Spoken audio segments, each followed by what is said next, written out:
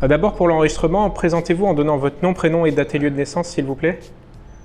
Jacques Srocchio, né à Nice en 1955 au mois de juillet. Je fréquente le club depuis sa création en 1969. J'étais pratiquement le premier adhérent, sinon un des premiers. Club créé à l'initiative de mon père et du docteur Claude Lassus. La ville de Nice était restée 4 ans ou 5 ans sans club de boxe. Ville qui était longtemps tournée vers le sport pugilistique. Il y avait jusqu'à 5-6 clubs. Et au début des années 60, milieu des années 60, les salles ont fermé successivement pour arriver à ce qui n'est plus de boxe pendant au moins 4 ans. Les passionnés de boxe se dirigeaient vers Monaco. Et en 1969, le club est reparti. Avant de parler du parcours du club, de votre propre parcours d'enseignant, j'ai vu que votre propre père était boxeur, si j'ai bien compris. C'est exact, mon père avait découvert la boxe, peut-être pas par... c'était un hasard, bon, il n'était pas du tout issu d'un milieu bagarreur, tout ça. C'était une époque où la boxe marchait très très bien à Nice, où la quasi-totalité des boxeurs de l'Union pugilistique niçoise habitaient le Vieux-Nice. On a délimité la résidence de ces garçons. Et mon père qui allait à l'école à Rothschild, par hasard, je pense qu'à l'issue d'un accrochage entre lycéens, il a enclenché la boxe et il a découvert la boxe. La salle était rue Geoffredo, dans ce qu'on appelait le Temple vaudois. Et la particularité de cette installation, c'est qu'il y avait la salle d'entraînement. C'était un petit théâtre et les boxeurs s'entraînaient à l'arrière du théâtre en semaine. Et il se produisait le samedi. Et de tout gamin, j'ai des images, des articles de journaux, des affiches. Un samedi sur deux, le temps des sports affiché complet. Une sélection de boxeurs niçois contre une équipe d'une ville de France. Il faut reconnaître qu'à l'époque, il y avait très peu de sports. Il y avait le football, le cyclisme. Et la boxe était très populaire. Moi, le judo n'était pas arrivé, les arts martiaux n'étaient pas encore arrivés. Et les jeunes pratiquaient la boxe. Il y a eu un engouement. Là, il vous faudrait des heures pour vous raconter. À la Libération, enfin, à l'arrivée des Américains, les Américains sont arrivés avec des gants de boxe, des casques, des chewing-gums. Ils organisaient des spectacles de boxe. Les spectacles de boxe et récompensaient les jeunes niçois qui combattaient par des chewing-gums, par des cartouches de cigarettes. Mon père m'a raconté des trucs pathétiques. Et il m'a raconté il y a des anecdotes incroyables. Il a débuté donc au Vélodrome Pasteur. Et comble de enlever de rideau. Et il a débuté contre son cousin. Un cousin lointain, mais un cousin tout de même. Il manquait des combats ce jour-là. Ils ont dit hey, toi tu vas boxer contre lui et ils ne se sont pas amusés à dire non tatati. Ils ont boxé, ils se sont livrés au maximum, donc c'est le premier combat. Ensuite il s'est retrouvé opposé à des Américains beaucoup plus aguerris que lui. Bon, c'est ce qui a formé cette bande de Niçois là. C'était donc à la Libération jusqu'à 48, 49. Tous ces boxeurs ont monté, ils ont gravi les échelons. Malheureusement, sur toute cette bande, il n'y en a qu'un qui a été champion de France, Louis Toesca, mais il y avait une pépinière, une multitude de jeunes boxeurs. Et votre père, il avait connaissance de la boxe outre-Atlantique? Il avait des journaux, des magazines? J'ai récupéré avec lui des miroirs sprint, des journaux en noir et blanc. Oui, il y avait peut-être pas tellement d'informations. Il y avait des photos, voilà. Moi, Robinson, c'était après, mais enfin, des photos des grands champions avant la guerre. Bon, bien sûr qu'il y a le mythe Marcel Cerdan. Mon père était un fou de Marcel Cerdan, il a pleuré le jour de son décès, tout ça. Et la boxe aux États-Unis, c'était Cerdan, c'était Villemain, c'était Jean Bretonnel, un des plus grands managers de France, a mené ses boxeurs en tournée Parce que moi, maintenant c'est toujours pareil. Les Américains sont friands de rencontrer des Européens pour rompre la monotonie de combat américano-américain. Et donc on a des souvenirs comme ça. J'ai souvenir d'un... Le nom tendra à revenir. Et quand j'étais gamin, 14-15 ans, il y avait un bouquin qui classait les boxeurs avec leur palmarès et tout ça. Et les meilleurs, enfin certains étaient caricaturés. Et je dis à mon père, mais celui-là, je le connais, c'est un Français qui avait boxé aux États-Unis. Et ce monsieur avait fini sur Nice, il venait s'entraîner avec nous. Et malheureusement, il avait décliné, mais il avait sa caricature dans je ne sais pas si c'était Ring Magazine ou un truc comme ça. L'annuaire du ring, peut-être? L'annuaire du ring, ouais, c'est le genre d'annuaire du ring, mais des années avant la guerre, après la guerre, enfin des années charnières. Là. C'était un monsieur qui venait de Clermont-Ferrand, le temps va me revenir. Voilà. Et moi, j'ai feuilleté depuis toujours ces classements. Et vous-même, vous avez commencé comment alors? J'ai commencé, j'ai joué au football, au Cavigal. J'ai joué au RC Nice au rugby, comme beaucoup de gamins. Et mon père, il s'amusait à me faire taper dans les gants, dans la maison, dans le couloir. C'est pour ça que j'avais une boxe linéaire. J'avançais, je reculais, parce que j'ai appris à boxer dans un couloir. Alors, je me déplaçais pas trop sur le côté. Et comme tous les gamins, on joue au foot. Et puis, bon, une fois, il m'a mené. Je savais, je voyais mon père dès qu'il était à la montagne, à la campagne, il faisait du shadow, tout ça. J'étais un peu étonné. Mais enfin. Et bon, la boxe pour moi existait. Et puis, donc en fin 68, ce docteur Lassus qui venait d'Agen est passionné de boxe, il s'était installé dans la ville. Bon, il a constaté qu'il n'y avait pas de boxe. Et il a cherché à connaître mon père qui avait arrêté quand même 6-7 ans avant, en 61. Son dernier combat, il avait fait en 61.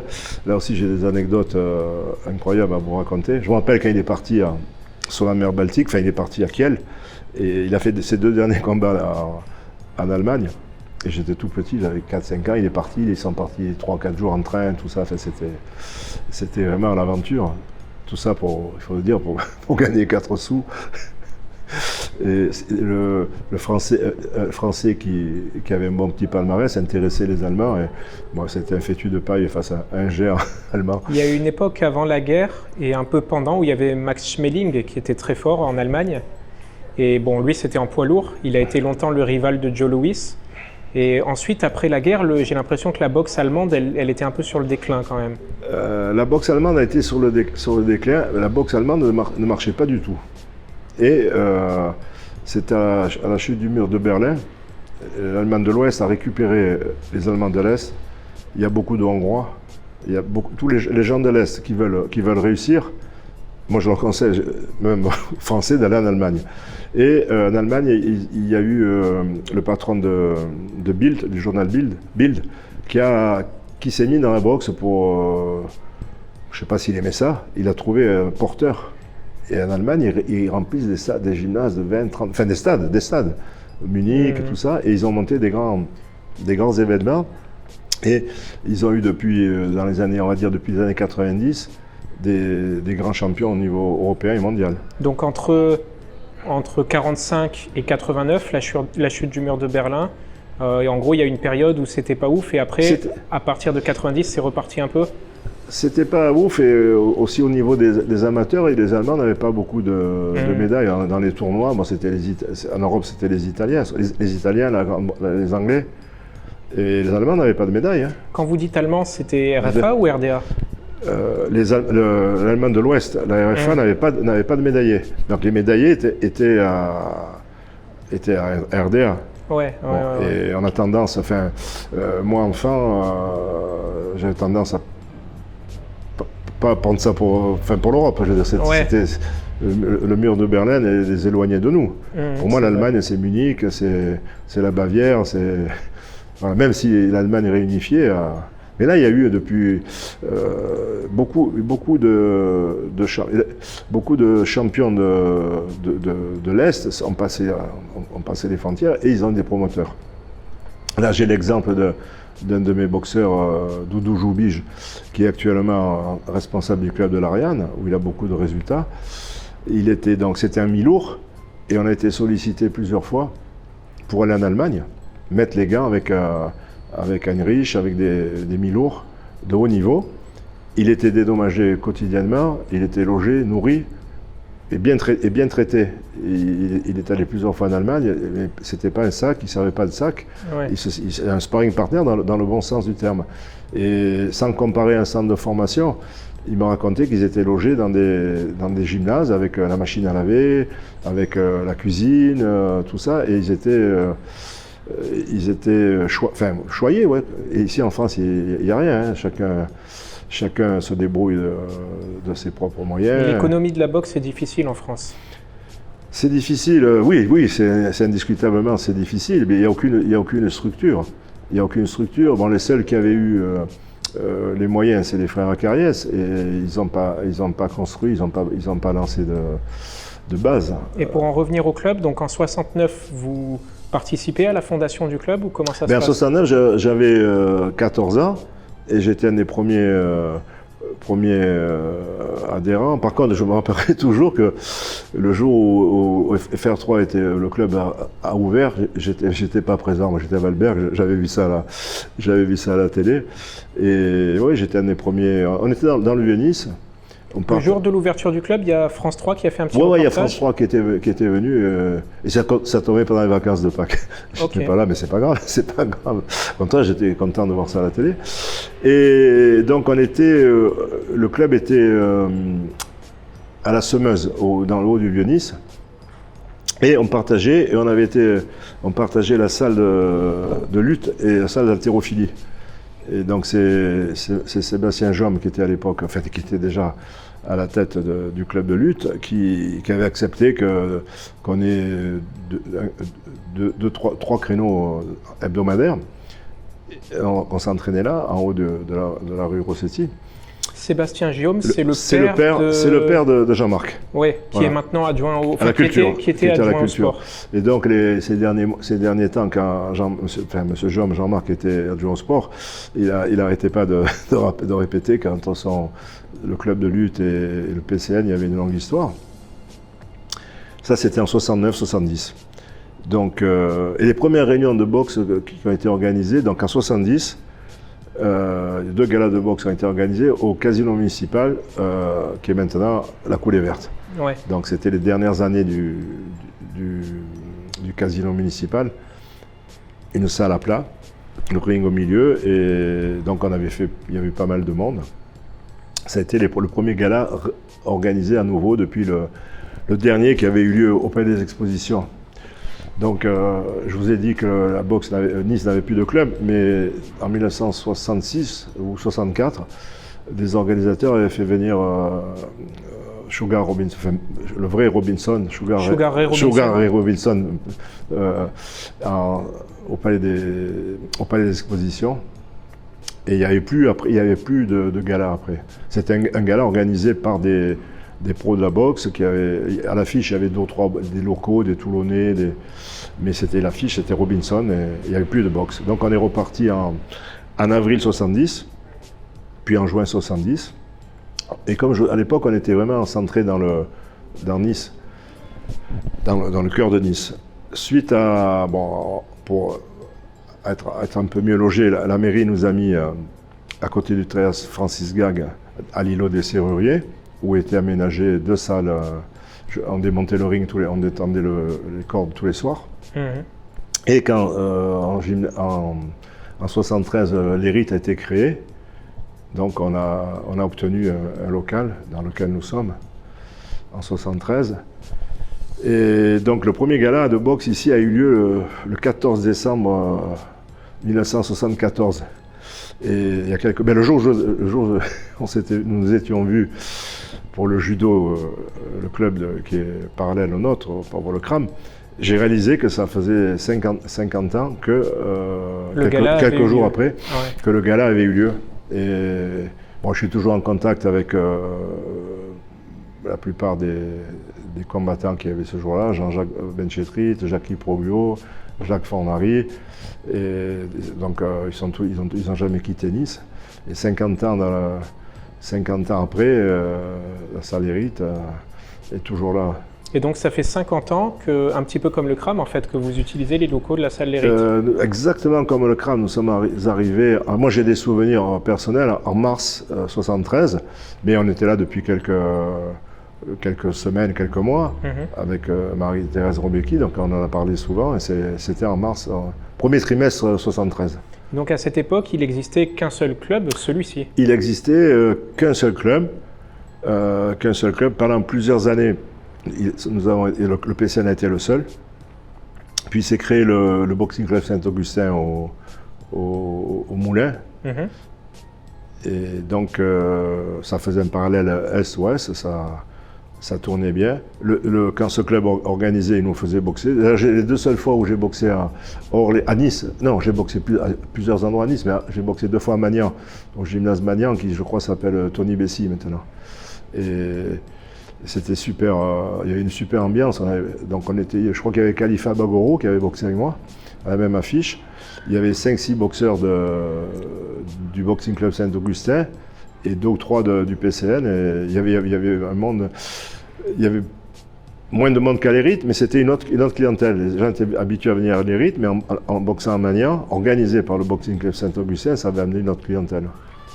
Et Khalifa, vous l'avez mentionné, il était adhérent ici même au pugilisme. Khalifa, je l'ai mentionné parce que il m'a marqué. Et bon, ça, je le dirai en face. Je le dirai en face. Il le sait. Quand je mettais les gants avec lui, je m'en sortais très bien parce que j'étais plus fort techniquement. Mais un jour, il m'a attrapé et il m'a crucifié. Là, je m'en rappellerai toujours. Et par rapport j'ai eu d'autres knockdowns, jamais out des knockdowns, mais sur le ring en compétition, mais celui infligé par Khalifa ici même, je m'en souviens toujours. D'accord. Et donc il était adhérent au pugilisme niçois ? Khalifa est arrivé d'Afrique, du Burkina Faso. Je sais pas, je ne me rappelle plus comment il avait atterri sur Nice. Je sais qu'il travaillait dans un restaurant au début. Et il est arrivé ici, il a commencé en amateur. Il était baptisé la Tornade Noire. Et il infligeait beaucoup de chaos. Et en quelle année il a il a été entraîneur à Nice Azure Box, vous savez? C'est dans les années 80, 83 ou 84. Donc à partir des années 80, il y avait en fait 3 clubs à Nice. Il y avait celui à Nice-Ouest, à Saint-Augustin. Il y avait le vôtre et Nice Azure Box. Le Nice Azure Box aussi a été créé par des dissidents. Khalifa était avec nous, puis après on a eu un changement de dirigeant. Khalifa était allé à Monaco, il avait boxé en professionnel sur Monaco. Et au lieu de s'aiguiller vers nous, il est allé au Nice Azure Box. Mais on s'entend toujours très bien et on se voit avec plaisir. Et vous-même, pour en revenir à votre parcours, à partir de quand vous êtes passé à l'enseignement? Vous vous êtes dit, tiens, ce serait bien d'enseigner? J'ai commencé, enseignement, ça m'a toujours plu d'encadrer, même quand j'ai passé mon diplôme très jeune, de prévôt fédéral que je boxais. J'avais ouvert tout en boxant, j'avais ouvert une section, une école de boxe au Nice Université Club à Valrose. Tout en boxant. Il y avait du karaté à cette époque-là? Oui, il y avait du karaté. Je ne me rappelle plus qui était le prof, mais il y avait du karaté. Je ne me rappelle plus, mais il y avait l'activité. C'était un beau gymnase. Donc j'avais commencé comme ça. Puis il y a eu des problèmes dans le club. Disons que les dirigeants en place n'arrivaient plus à gérer On était devenus au niveau. On avait atteint un niveau professionnel sans l'être. Et ça a créé c'est un peu comme les clubs de foot qui jouent en national, qui ont les obligations, mais qui n'ont pas les subventions. Et pour tout dire, en 82, le club a explosé, ça tiraillait entre plusieurs boxeurs professionnels et tout ça. Donc l'équipe dirigeante a laissé tomber. Et j'ai disputé un combat. Mon combat, j'ai été finaliste champion de France en 1981 Et en 82, j'étais classé numéro 1, tête de série. Et après avoir passé les 8e, je suis battu en quart de finale. Et donc, les dirigeants de l'époque, je suis battu par... Enfin, disons que l'année d'avant, en 81, j'ai battu le garçon qui est devenu champion de France en 82. Et ce que j'aurais voulu, c'est qu'on me dise, tiens, on te fait venir à Nice le champion. Et on ne me l'a pas proposé. Le club, après, ça tiraillait, donc les dirigeants sont partis. Et c'est là que j'ai tiré le rideau, que je suis passé de l'autre côté Et votre père, dans tout ça, il vous a poussé à entraîner? Eh ben, paradoxalement, il a tout fait pour m'empêcher de boxer. Ah ouais. Il a tout fait pour m'apprendre à bien boxer, mais il voulait pas que je boxe. Il avait lui-même peut-être mal vécu parce que je sais que les entraînements sont traumatisants, surtout à cette époque-là. Les combats sont durs. Peut-être qu'il n'avait pas envie de la même chose pour son fils? Ben, c'est évident qu'il connaissait les risques du métier. Et il a toujours tout fait. Il m'apprenait à boxer pour que je boxe le mieux possible. Mais il ne voulait pas, il m'a découragé. Je ne dis pas qu'il m'humiliait, mais enfin, il ne faisait rien pour me... Il était donc plutôt partisan d'une pratique de loisir? Ben, pour son fils, oui. Ouais.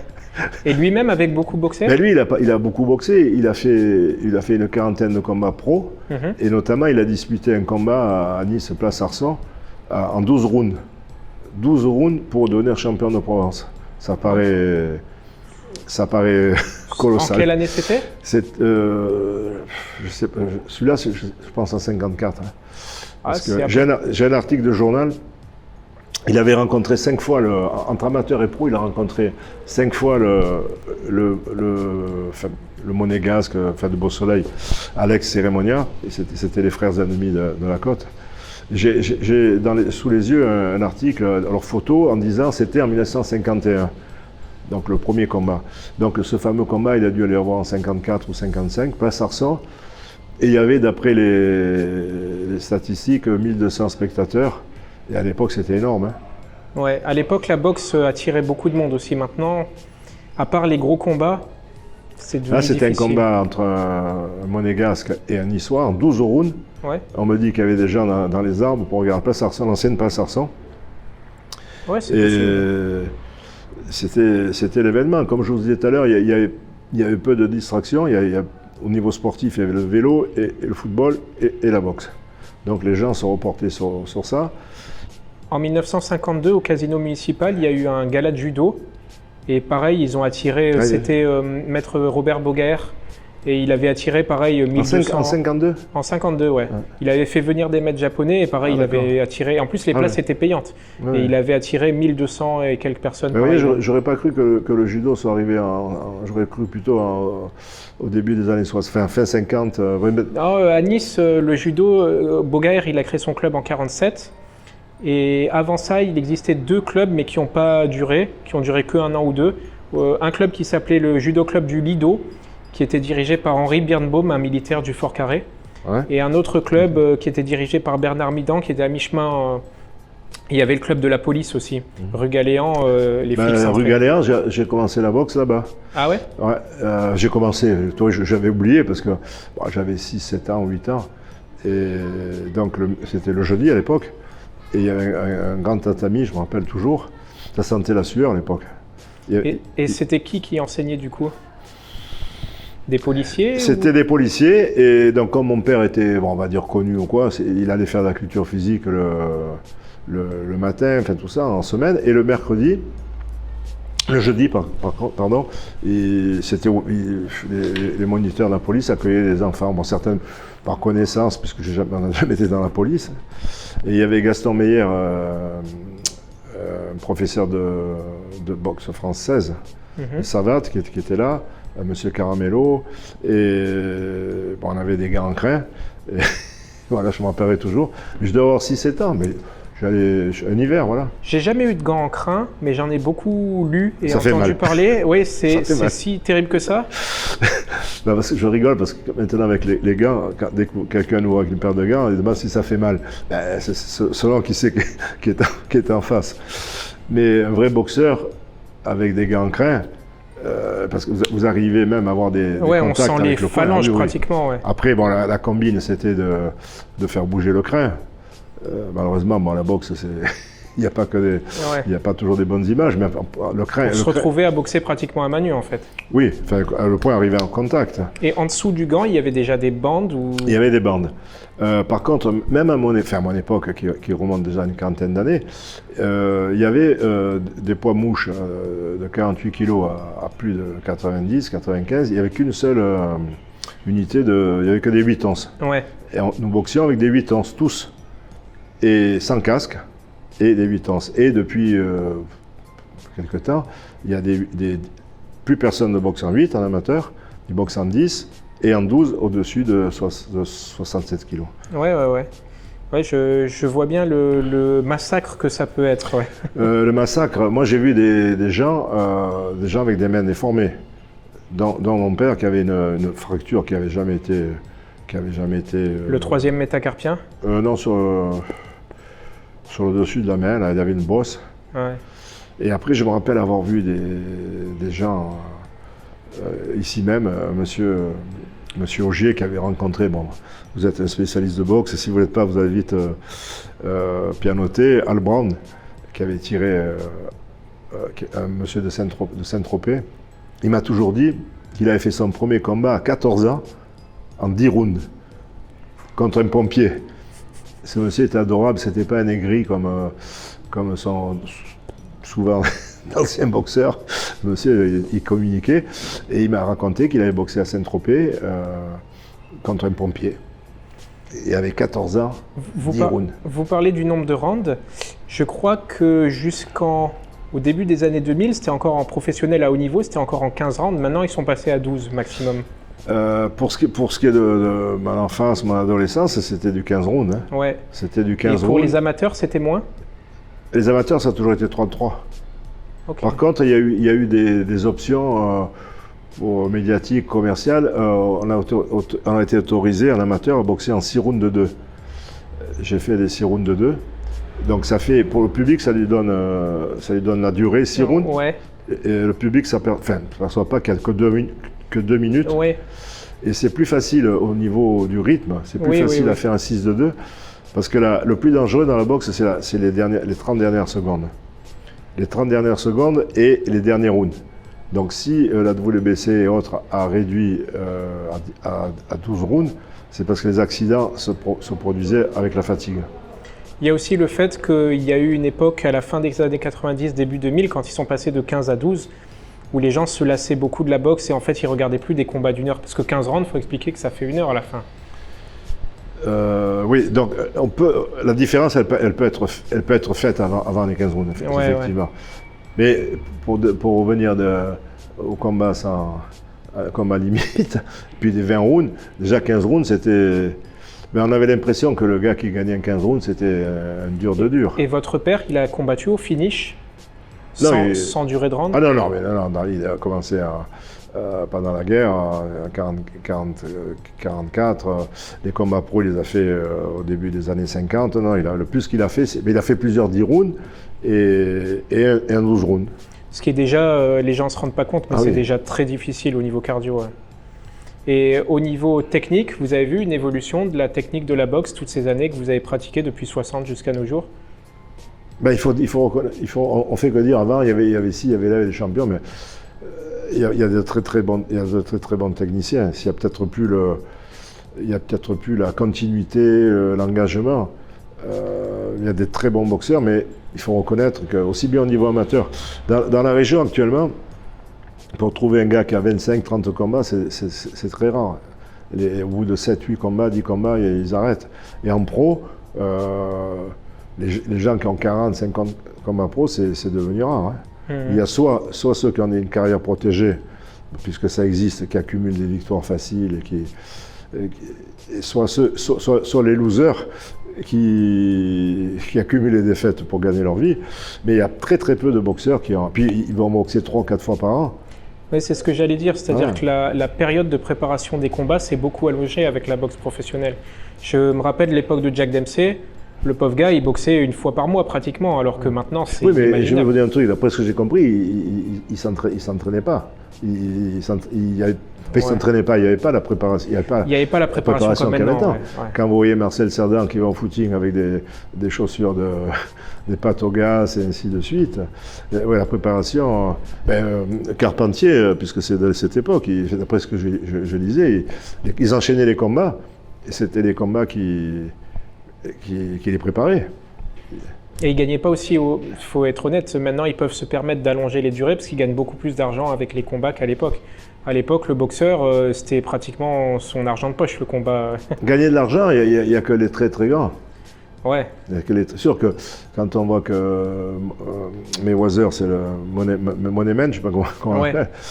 Bon, après, il est à sa monnaie aussi. Hein. Oui, il y a des gens qui gagnent bien leur vie, mais par rapport aux footballeurs, ouais, c'est incomparable. C'est incomparable. En boxe anglaise, dans la région ou en France en général, c'est très difficile d'être vraiment professionnel, de faire que ça. Je peux chercher, c'est impossible. Hein. C'est impossible. Il y a peu de réunions, il y a peu de. Donc en fait, même moi je connais peu l'économie de la boxe anglaise. Même en étant vraiment très bon, en étant champion de France, il faut avoir un métier à côté en fait. Il faut avoir un métier à côté. Bon, maintenant, actuellement, vous êtes au courant du combat de Rapadio du siècle, Mbili avec Enjo, Léa. À part eux, à part Sissoko, à part très très peu bon, Yoka, on nous a invité d'en parler. Ouais. On nous a invité d'en parler. Mais bon, le meilleur boxeur qui est actuellement, pour moi, c'est Mbili. Hein. C'est un plaisir de le voir boxer. De le voir boxer. Après, puisque c'est d'actualité, vous avez dû voir le succès de Bruno Suras, un garçon que j'ai jamais vu boxer. Je l'ai certainement côtoyé dans les galas, tout ça. Mais il a fait. Au début, je pensais à un Lucky Punch, mais non. Quand j'ai revu les images des dizaines de fois, du sang-froid, il a bloqué, il a remisé, il a fait. Puis il a eu un cran. Ce garçon, il a eu un cran incroyable dans les là-bas. Alors pour les néophytes, un lucky punch, c'est un coup qu'on envoie un peu au hasard et qui finit par toucher et ça peut mettre KO. C'est le Rocky, ouais. Ça arrive une fois de temps en temps. Oui, mais quand je savais qu'il allait boxer là-bas. Moi, le premier, j'ai dit, il va se faire tuer. Puis après, le matin, parce que ça fait bien longtemps que je ne reviens plus pour regarder des combats de boxe. Quand j'ai appris ça, puis j'ai vu le geste. Il a un sang-froid incroyable. Hein. Puis il a l'air sain, il a l'air gentil, ce garçon. Il se prend pas au sérieux. En parlant justement de l'évolution des combats et de la boxe, est-ce que vous avez vu aussi une évolution de l'entraînement tout au long de ces années?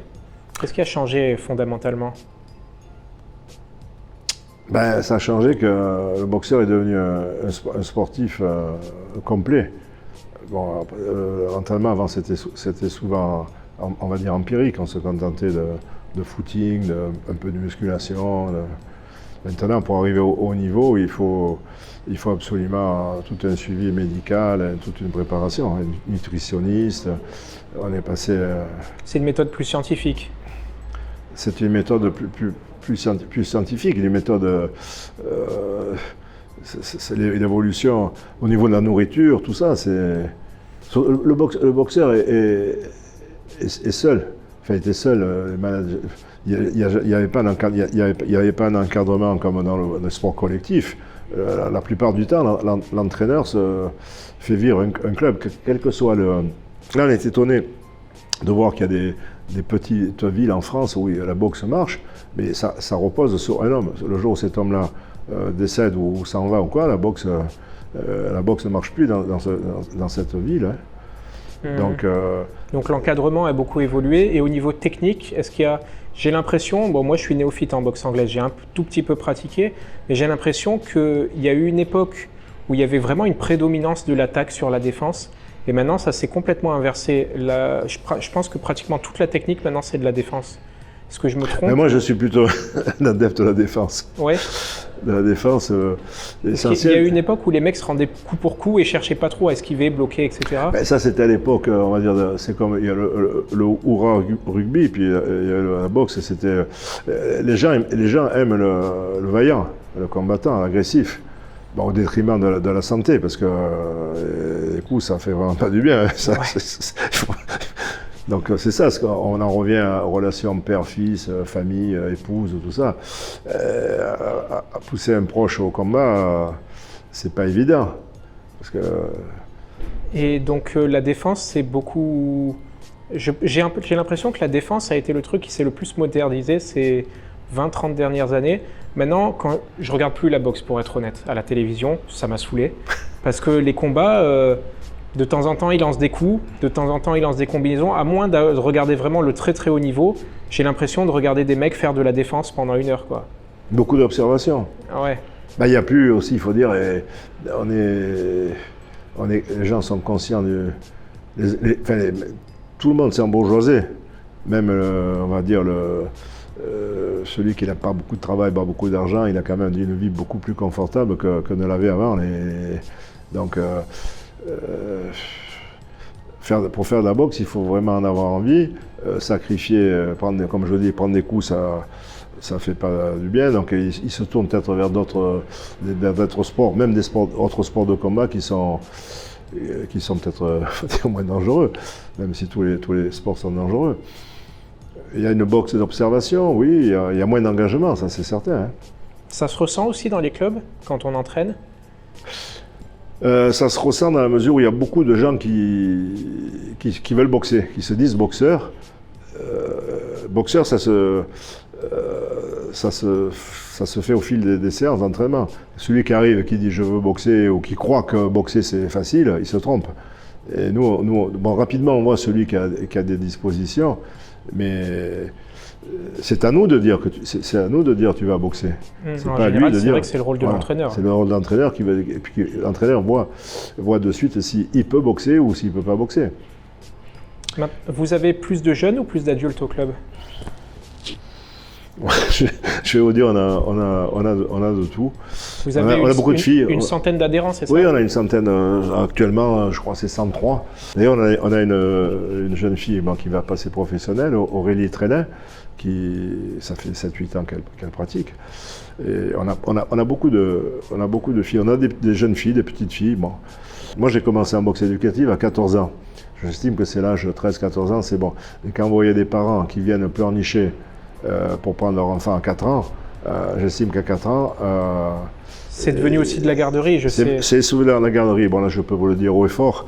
On a affaire à beaucoup de parents qui se débarrassent des gamins, qui nous les amènent. Je l'ai vu en karaté et dans les arts martiaux. Que ce soit du karaté, de la boxe anglaise, du taekwondo, du judo, les parents, ils s'en foutent tant qu'il est gardé de 4h à 5h. Voilà. Tout à fait. Donc nous, on brasse beaucoup puisque la salle, son Nice est médiatiquement connue, on brasse beaucoup de gens. Ils ne vous demandent pas ce qu'on va leur faire. Ils vous demandent si on prend le passeport.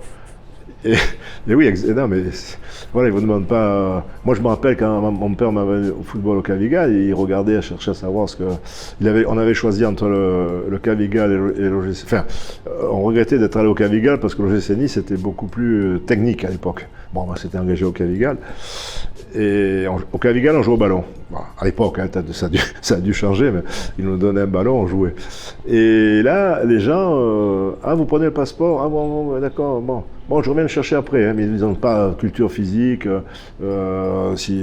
Puis aussi, on est dans une époque avec Internet où les gens pensent savoir ce qu'est la boxe, ce qui n'était pas forcément le cas dans les années 70-80. Les gens, ils n'avaient pas Internet, ils avaient un peu les journaux, et la plupart des gens n'avaient jamais vu un combat de boxe, en fait. Mais ce que vous dites est exact, parce qu'au niveau des adolescents, des adultes, j'ai affaire à des gens qui en savent plus que moi. Et oui, parce qu'à force de... En vrai, je ne comprenais pas, parce que je ne suis pas trop branché là-dessus, mais ils savent beaucoup de choses. Ah oui, des fois aussi, des gars qui s'inscrivent, tu as déjà fait de la boxe? Oui, mais où ça? Ah oui, mais avec des amis, voilà, donc voilà.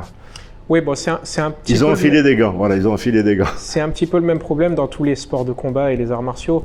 Ils ont vu une série télé, un manga ou un truc sur... ils pensent savoir ce que c'est que le truc, sans même avoir pratiqué véritablement. Bon, ça, c'est un défaut inhérent à la jeunesse, je pense. C'est de notre époque. Moi, je sais qu'il y a eu une époque dans les années début 2000 à peu près, peut-être un peu plus 2005-2010, où il y a eu beaucoup de gens qui sont inscrits dans les clubs de boxe, pas que en France, mais en Occident en général, parce qu'ils ont vu un animé japonais qui s'appelait Hajime no Ippo, qui est un manga sur la boxe, qui présente pas mal la boxe, qui est intéressant, mais ils avaient une fausse... c'est un petit peu comme les gens qui lisent un livre de karaté et qui pensent qu'ils vont faire du karaté comme les ceintures noires. Enfin, il faut 15 ans de pratique pour avoir un niveau à peu près correct, quoi. Et pour la boxe, c'est pire parce que, encore dans les arts martiaux japonais comme le karaté, il n'y a pas trop de contact. En boxe, le contact, faut savoir résister au coup quand même, donc c'est pas... ça ne s'apprend pas dans les livres, quoi, pour être honnête. Non, c'est ce que je dis toujours, la boxe, ça ne s'apprend pas dans les livres. Et vous avez vu donc une masse de plus jeunes arriver ces derniers temps ou de plus d'adultes. Comment ça a évolué ces dernières années?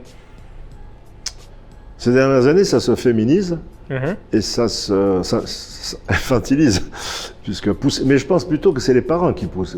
Parce que le gamin qui a 4 ans ou 5 ans qui veut faire de la boxe, il faut expliquer aux parents qu'on ne peut pas concentrer l'attention pendant une demi-heure, c'est pas possible. Alors, des fois, il y a des gens qui viennent, puisqu'on a la salle de judo à côté, tout ça, les parents qui regardent, tout ça, les petits ils veulent regarder. Ah, mon fils, si tu veux, si vous voulez, on le prend. Quand on leur dit ça, on le prend un quart d'heure. Peut-être c'est parce qu'ils veulent s'en débarrasser. Un quart d'heure, ça les convient pas.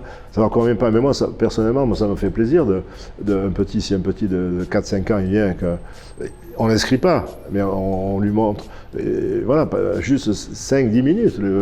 Mais pas, un enfant, il peut pas subir une préparation physique, un échauffement, il peut pas... Non. Donc là, pour céder à la tentation et céder à la demande, on les prend à l'âge de 6 ans. Mais 1 heure par semaine, 50 minutes, 1 heure. Et il doit y avoir 40% de filles. Mais c'est vraiment ludique, c'est vraiment... il n'y a pas de contact. Ouais. Voilà. Là, c'est une pratique qui demande aussi à l'entraîneur de beaucoup s'adapter. Parce que ce n'est pas du tout le même enseignement. S'adapter selon la catégorie d'âge, s'adapter selon le niveau déjà atteint, parce que bon, on peut pas avoir, on a une population qui travaille, qui va à la fac, qui va à l'école, donc on n'a pas, les gens ne sont pas toujours disponibles. Bon, il y en a qui sont pas sérieux, qui viennent pas de par leur manque d'envie, mais il y en a qui arrivent en retard du travail, tout ça. Donc pour faire un travail de groupe, c'est plus difficile. C'est plus difficile. Bon, ce soir donc, je vais m'occuper uniquement des compétiteurs, mais il y a quelques loisirs du moment qu'il n'y a pas de contact entre eux, qui vont suivre le même rythme, qui vont suivre. Puis on va pas être aussi exigeant avec quelqu'un qui pratique en loisir sans objectif. On ne va pas être aussi exigeant au niveau de l'intensité. Du moment qu'il reste concentré, qu'il suit le rythme des 3 minutes, il n'y a aucun problème. Et c'est ça qui... j'ai eu l'occasion, j'ai des photos, je me suis entraîné avec Emile Griffith. J'ai fait du shadow avec Emile Griffith qui a fait, je crois, 21 championnats du monde à Monaco. Et donc l'ancienne stade du Stade Louis II. Mais ces gens-là, ils sont adorables. Ici, on a eu Fabrice Sozo. Plusieurs fois. Il s'entraînait ici, il faisait du shadow au milieu avec les autres. Je ne dis pas que les footballeurs sont beaucoup plus distants et tout ça. Et enfin, Fabrice était quand même sur la route du championnat d'Europe. Il s'entraînait ici, il parlait à tout le monde, tout ça. Il y a un esprit de partage qui s'est développé aussi peut-être. Mais non, il a toujours... ça fait longtemps qu'il y a cet esprit de partage. Par contre, lorsque Griffith a tiré Monzon, j'ai boxé en préliminaire ce jour-là, en 73. Griffith Monzon, le 2 juin 1973. Et Monzon, on ne pouvait pas l'approcher. On restait assis, on regardait. La salle de Monaco était très petite d'entraînement, à l'ancien Louis II. Et on avait droit, on était 5-6 à s'asseoir, on regardait. Il n'était pas question qu'on l'approche. Mais Emile Griffith, on a fait du shadow à côté de lui, mec champion du monde. Il avait un niveau technique très élevé, vous Griffith avez trouvé? Ouais. Ah ouais. Mais là, ici même, j'ai mis les gants avec Benny Briscoe, là, ici. Je tapais dessus comme je tapais sur un mur. Benny Briscoe qui a rencontré, tu les as tous rencontrés, Griffith. Ils vous ont semblé spécial, particulier pour leur technique, pour leur cardio, pour leur déplacement? Spécial, c'était des montagnes. Ils avaient une condition physique exceptionnelle? Lui, on l'appelait le robot de Philadelphie, mais c'était un diesel. Alors, on était 3 Niçois. Il a boxé un lundi soir, ici à l'Érite, et on avait rempli la salle. Et plusieurs jours avant, enfin le jeudi, on était 3 à faire un round et revenir après. Donc il en a fait 6 avec nous. Mais moi j'étais conscient qu'il nous brisait en deux. Hein. Par contre, ces gens-là savent travailler. Ils savent, parce que quand sparring, c'est travailler. Même moi, je n'ai pas la prétention d'avoir fait travailler Benny Briscoe, mais je lui ai rendu service parce qu'il avait un sac mouvant. Contrairement à certains jeunes maintenant qui pensent qu'à se battre, à frapper, il faut se servir on apprend toujours. On met les gants avec un plus faible, mais on apprend. Ça, je pense que ça a toujours été le cas. Les sparring partners, il y a eu 2 types de champions. Il y a ceux qui brisaient des gens à tour de bras et qui les évacuaient, qui en prenaient d'autres. Et il y a ceux qui travaillaient intelligemment avec leur sparring partner, mais c'est plus rare, la deuxième catégorie. Là, un exemple, c'était un très charmant garçon, Gracien Tonat, qui a rencontré Valdez et Monzon. Et il a détruit tous ses partenaires d'entraînement. À l'époque, ils avaient fait venir un Bordelais qui était champion de France amateur, Gomez. Il a eu le malheur de venir avec Tonat, et tous les soirs. C'est parce qu'on prend plus de coups à l'entraînement qu'en Oui, c'est sûr. Et je pense qu'il y a eu une époque aussi, ça se fait plus trop, mais parce que maintenant les gens en général, ils sont quand même intelligents, et puis les sparring partners, ça court plus les rues, donc ils essayent de les utiliser intelligemment. Mais je pense qu'il y a eu une époque où les gens utilisaient les sparring partners comme des sacs. Un peu comme des sacs, mais pour entraîner l'endurance de force. Parce qu'avant, il n'y avait pas de moyen d'entraîner l'endurance de force, ou très peu. Donc, ils s'entraînaient à frapper le plus fort possible, le plus longtemps possible sur un mec qui bouge. Oui, et maintenant, ça se fait plus trop quand même. Maintenant, on cherche des gens qui ont la morphologie du futur adversaire. Si c'est un gaucher, si c'est ci, c'est là, un grand, un petit. Mais non, c'est tout à fait ça. On a l'être humain. Par contre, on en arrive à c'est moi qui aborde le sujet. Ce que je n'arrive pas à comprendre, c'est qu'on ait supprimé le compte debout. Je trouve que le compte debout protège le boxeur. Oui. Ça peut ça peut renverser un combat. Alors on dit au boxeur, ouais, mais mets le genou à terre. Mais vous en connaissez beaucoup de boxeurs qui mettent le genou à terre. Et puis quand on est atteint, on n'a pas la conscience de ce qu'il faut faire à ce moment-là. On n'a pas la conscience et le boxeur est fier de ne pas plier. Donc mettez un genou à terre et on récupère. Un compte debout. D'ailleurs, il me semble que c'est interdit de mettre volontairement le genou à terre dans les règlements de la boxe. Je pense qu'il est interdit. Je ne suis pas sûr que ce soit pareil dans la... Oui, c'est fort possible.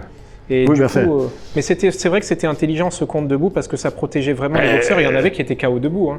Oui, mais KO debout, mais les 10 secondes du compte, elles vous permettent de récupérer. Si après vous trichez un petit peu, vous en gagnez 7-8, on arrive à 15. Hein. Et à l'époque où on veut humaniser le sport, je ne comprends pas. Au début, c'était l'IBF. Il y a eu une fédération, je pense que c'était l'IBF qui a commencé. Mais ça fait pratiquement 30 ans. Hein.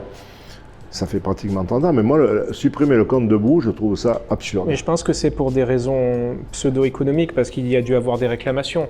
Le mec qui se fait compter debout sur le moment, il est très content parce que ça lui permet de récupérer. Après le combat, il dit « Ah, j'ai perdu des points parce qu'il m'a compté, mais en fait, j'étais pas KO. » mais si, les gens sont vicelards, c'est malheureux, mais... Il vaut mieux être compté, perdre un round que arrêter. Hein. Parce qu'après, la responsabilité de l'arbitre, elle est considérable. Hein. Mais je pense que c'est aussi la responsabilité de l'entraîneur, parce que si tu vois que ton boxeur, il est vraiment mal, tu peux jeter la serviette. Hein. Moi, si j'avais le pouvoir moi je voudrais demander un temps mort.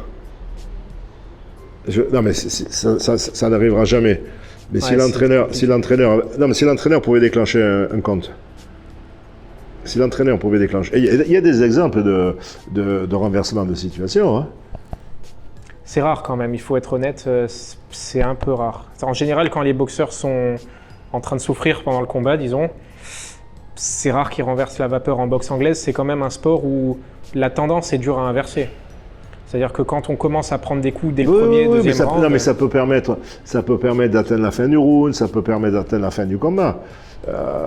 Une défaite avant la limite, c'est quand même beaucoup plus marquant qu'une défaite au point. Qu'un point, ouais. Bon, bien sûr, non, mais comme on dit, c'était à l'appréciation de l'arbitre. De toute façon, la grande majorité des arbitres, quand ils arrêtent, c'est pas pour leur plaisir. Hein. Oui, oui. Parce que quand on est arbitre, on veut l'intérêt du boxeur. Hein.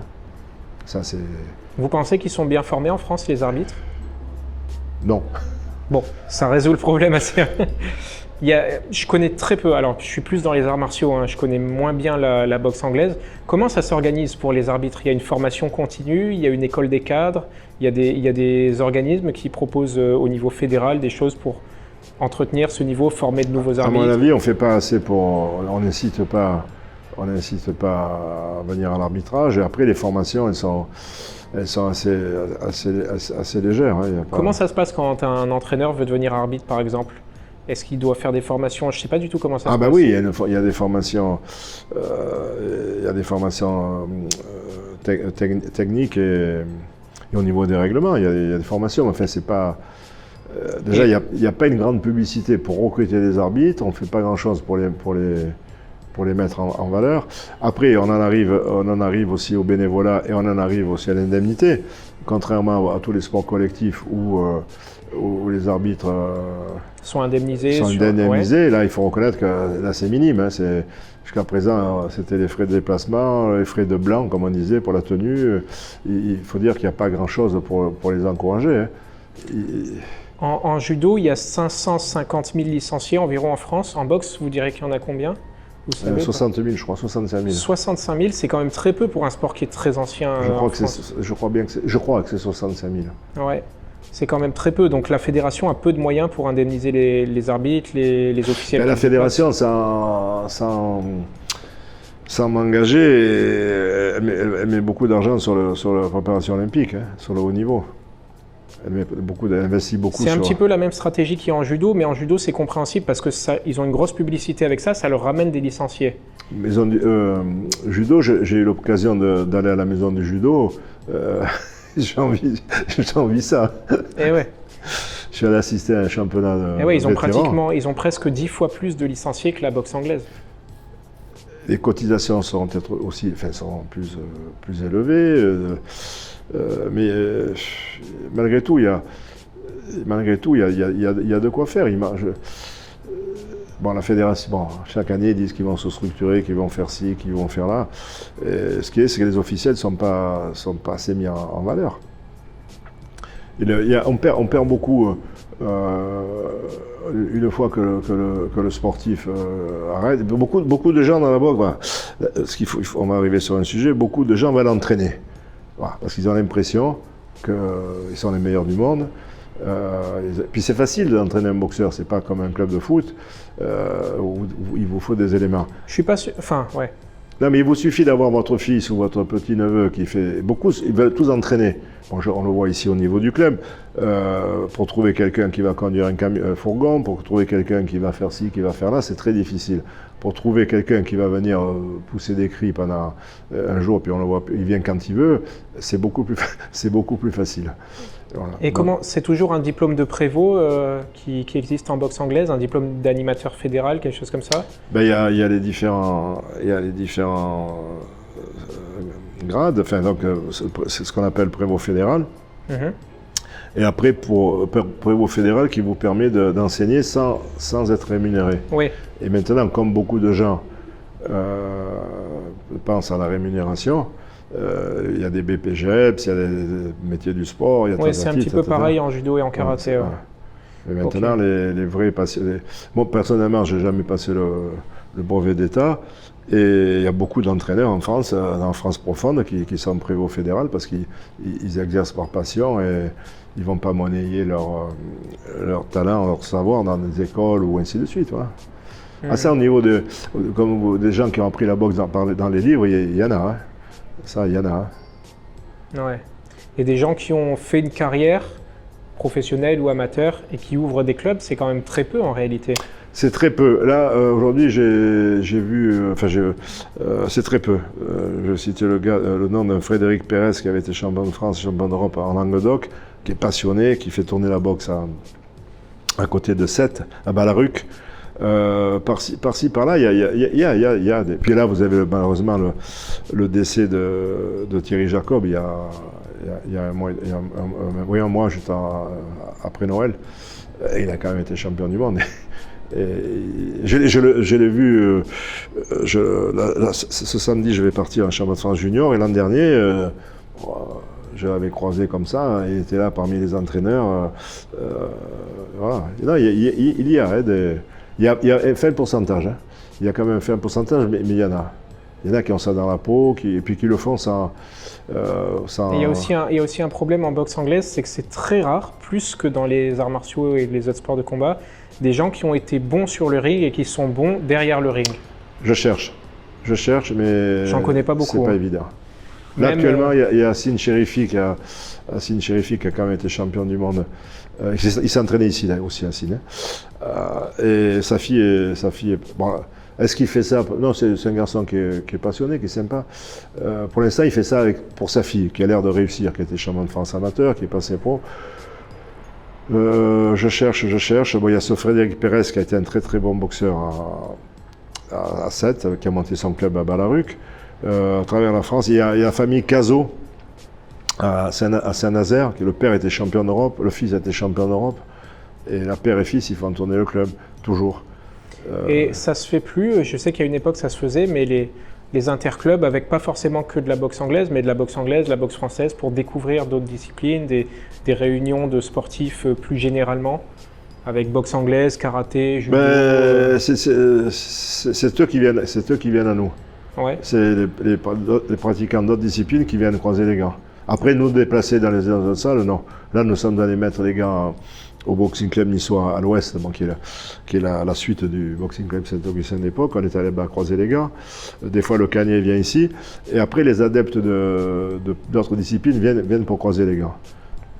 Et en général, ça se passe comment? Non, au niveau, ça leur permet de... De toute façon, dans les sports de pied-point, si vous n'avez pas une bonne, on va dire une bonne anglaise, c'est une bonne technique de bras, je pense que c'est indispensable pour le full, pour tout ça, c'est indispensable de ici à Nice, pour le full, il y avait, comment il s'appelait, Ardisson. Ardisson. Ouais, il était pas mauvais en full. Je crois que le père avait fait un peu de karaté. Le père s'est entraîné avec nous. Il s'est entraîné ici pour... Ouais, c'est vrai que moi qui ne suis pas... disons que oui, le full et le kick, bon, c'est près de la boxe anglaise, je m'y intéresse. Mais je reconnais que j'ai vu le père Ardisson, j'ai vu disputer des combats ici à l'Héry, au Théâtre de Verdure, des grands combats de full. Et c'était le pionnier du full contact, en France, dans le sud notamment. Mais j'ai plus vu boxer le père que le fils. Le fils, je l'ai vu boxer une ou deux fois, et le père, je l'ai vu boxer plusieurs fois. À l'époque, il s'était entraîné avec nous. Et il y a quelques années, donc j'avais amené un de mes boxeurs à mettre les gars avec Jérôme.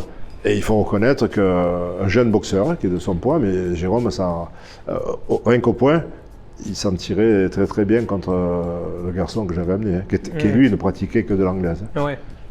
Ouais, donc ils ont une pratique qui est quand même correcte en anglaise. Ah oui, il faut. Correct, ouais. Ok. Et vous-même, quand vous avez boxé, vous étiez dans quelle catégorie? En moyen, moins de 75. Moins de 75, ok. Ouais. À l'époque, c'était un peu comme maintenant, c'est-à-dire que les gens essayaient de faire des régimes ou pas encore vraiment beaucoup? Essayer ou pas, mais on a toujours... Non, il n'y avait pas de cutting, il n'y avait pas de... Non. On cherche toujours à boxer en dessous du poids actuel, du poids naturel. Par rapport à chercher la taille et tout. C'est très... Des fois, il y a des grassouillés qui se contentent de leur poids et qui... ça dépend. Enfin, il faut quand même mieux boxer en dessous de son poids Maintenant, les catégories sont très séparées, mais je sais que les gens perdent encore en général 2-3 kilos avant de combattre, parfois plus. Le problème, ça a été la pesée la veille.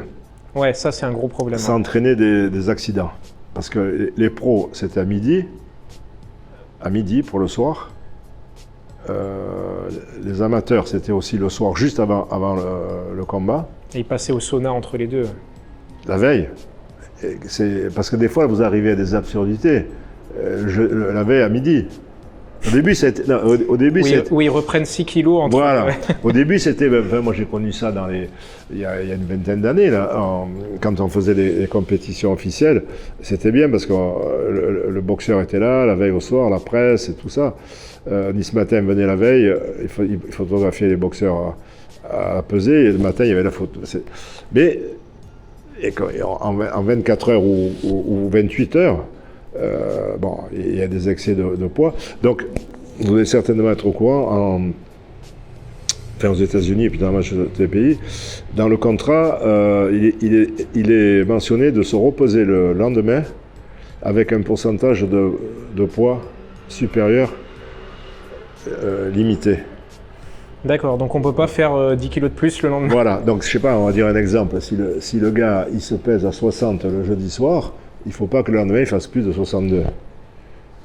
Voilà. Parce que le gars qui fait 65 kilos, il descend à 60 la veille du combat, et il remonte 2-3 heures après. Hein. Il y avait d'ailleurs, ça commençait à se développer, des méthodes presque scientifiques pour reprendre un maximum de poids entre la pesée et le combat. Ouais. Mais c'était terrible parce que les gars, avant la pesée, ils passaient au hammam, au sauna, etc. Ils perdaient toute l'eau qu'ils avaient dans le corps. Après, ils remontaient de 5-6 kilos pour les reins, pour la circulation du sang. C'était une catastrophe. Et les accidents arrivent. Hein. Surtout en boxe anglaise, c'est dur comme sport. Ouais. Non, mais là, je suis vaguement au courant, mais ils vont revenir, ils vont supprimer les pesées. Après, il y avait cet aspect médiatique, commercial. On fait la pesée la veille dans une grande surface, le ci, le là, ça. Surtout aux États-Unis, ils adorent faire ça. Ils font mais je crois même qu'ils la font d'autres fois. Ah, mais ils font des pré-pesées aussi, je crois. Ils font la conférence de presse d'avant-combat, d'après-combat, parce que ça fait vendre le combat. Leur système économique autour des combats, c'est de faire du pay-per-view, c'est-à-dire que les gens payent pour regarder à la télé. Donc s'ils font une conférence de presse avant la pesée, ils font encore un truc pendant la pesée, un truc après, ça leur fait un peu de pognon, tout le monde est content. Mais le problème, c'est que pour les boxeurs, c'est terrible. Parce que le gars, il fait le yo-yo avec les kilos.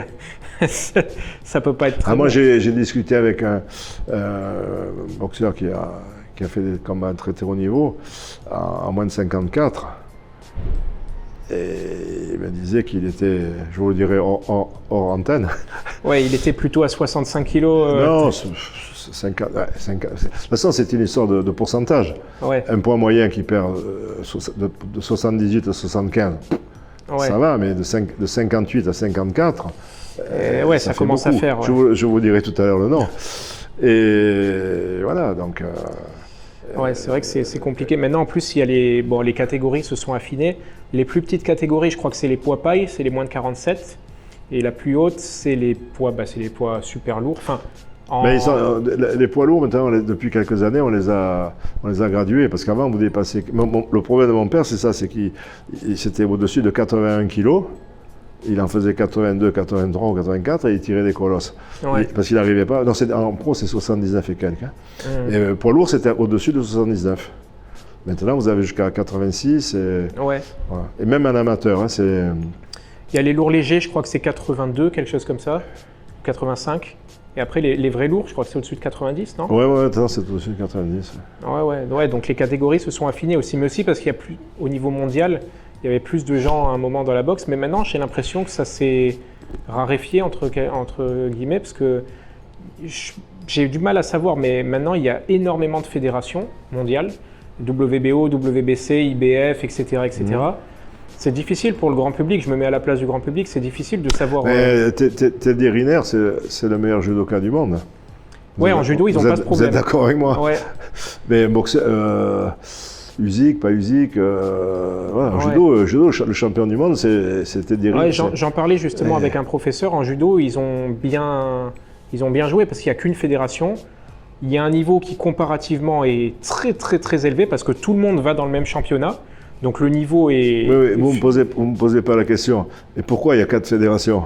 Ça c'est pour l'argent. La seule réponse, elle est... Quand un homme de la rue me pose la question, on est obligé de... Bon, déjà, quand il y avait la WBC, la WBA, on disait ça allait. Mais après, il y a l'IBF qui s'est mis, la WBO, et je ne sais même plus, les ceintures ci, les ceintures là. Voilà. Bon, ils essayent de temps en temps, comme ils voient que la boxe est en perte de vitesse, surtout avec l'arrivée du MMA, ils essayent de faire des matchs entre champions pour unifier les ceintures. Mais bon, c'est du rafistolage. La vraie solution, c'est de faire une seule fédération, c'est tout. Un vrai combat de boxe, c'est un vrai combat. Il y a des combats sans ceinture. Bon, on va toujours revenir, c'est pas dans les calendes grecs. Jean-Claude Boutier, donc, que vous connaissez, pour qu'il arrive à se faire connaître, il a rencontré 3 fois un Péruvien qui s'appelait Juarez de Lima, au Palais des Sports à Paris. Okay. Et 2 fois, il a pas. C'était un baromètre. C'est comme au saut à la perche. Ouais. Il fallait franchir Juarez de Lima et il a perdu 2 fois. La 3e, il a été autorisé à côtoyer les demi-finales mondiales.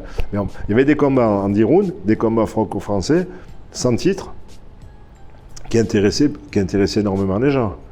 Maintenant, c'est fini. Maintenant, si vous n'avez pas la ceinture en jeu, ceinture en chocolat, parce que c'est souvent le cas, c'est ce que j'allais dire. Et encore, même les ceintures ont moins de valeur qu'avant.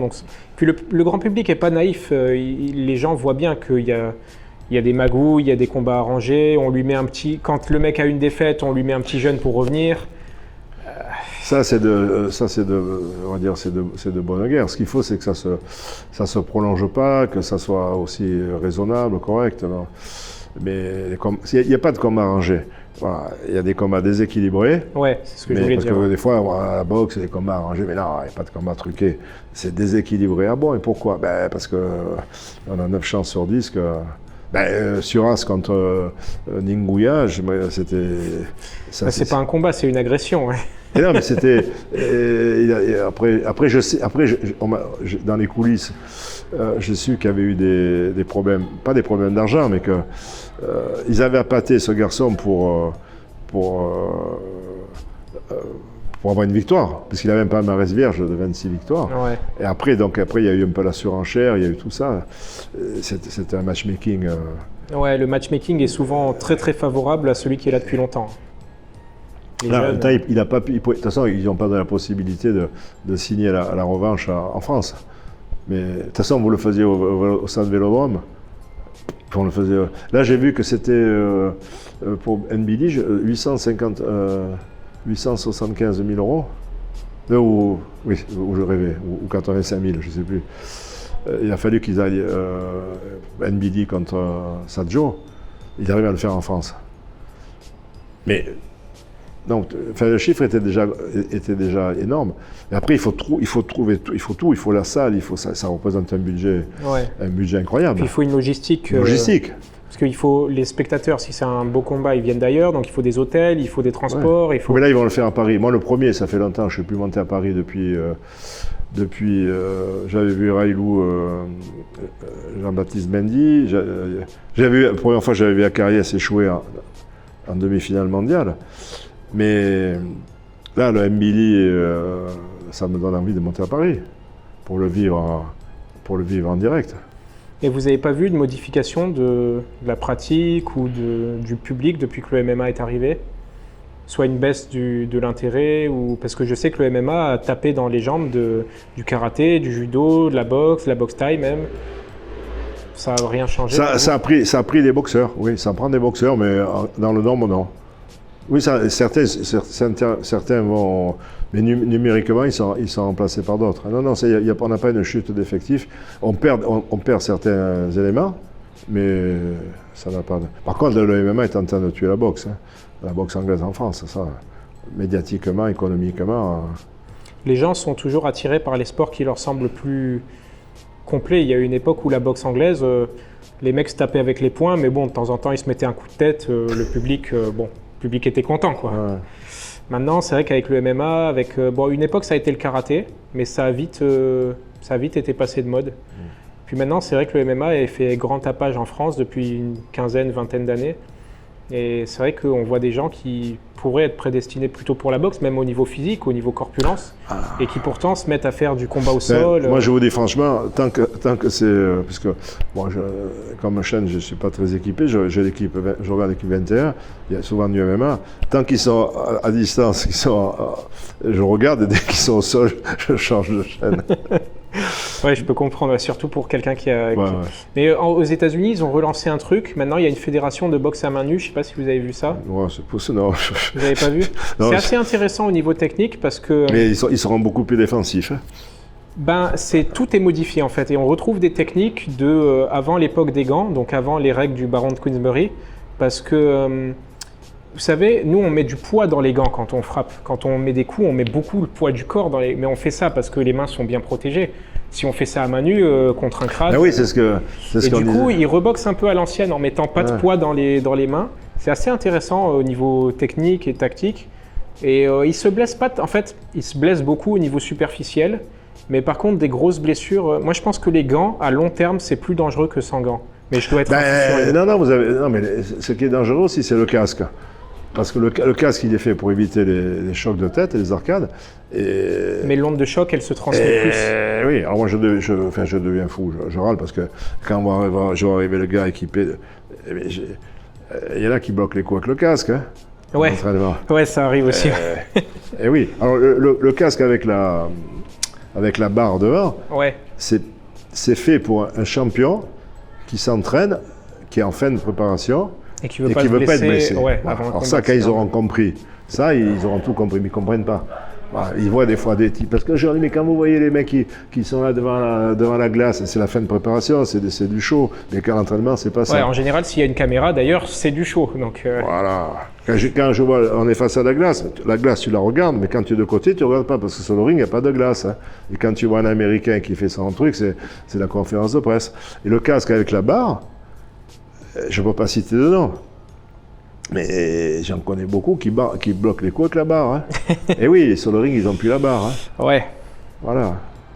Ouais, ça fait prendre de mauvaises habitudes aussi, vous voulez dire. Ça fait prendre de mauvaises habitudes. C'est bon pour les chocs, pour les arcades. Hein. Ouais. Ça, c'est pour éviter. Là, il y a un garçon, mais le fils de ce Frédéric Pérez, qui a gagné le 16e de finale des championnats de France il y a 15 jours.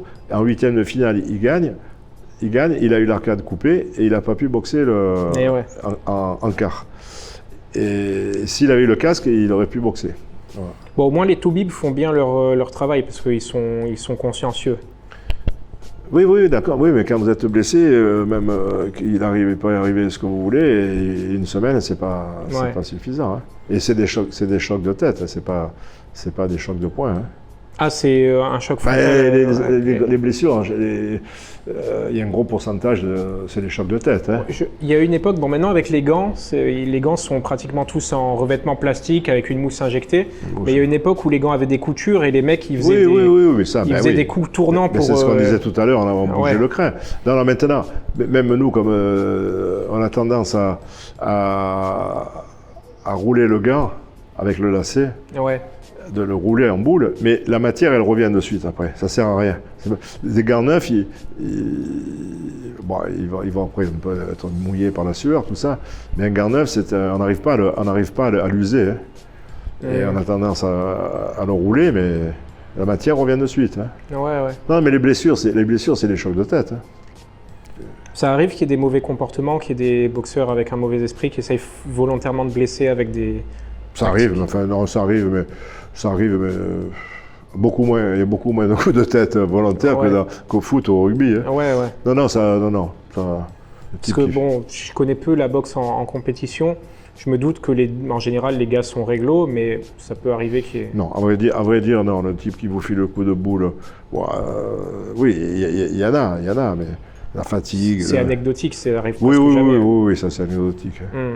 Et un truc qui m'aurait intéressé de savoir, c'est est-ce qu'il y a beaucoup de profs ou de clubs qui enseignent à la fois en droitier et en gaucher, ou est-ce que ça se fait pas du tout?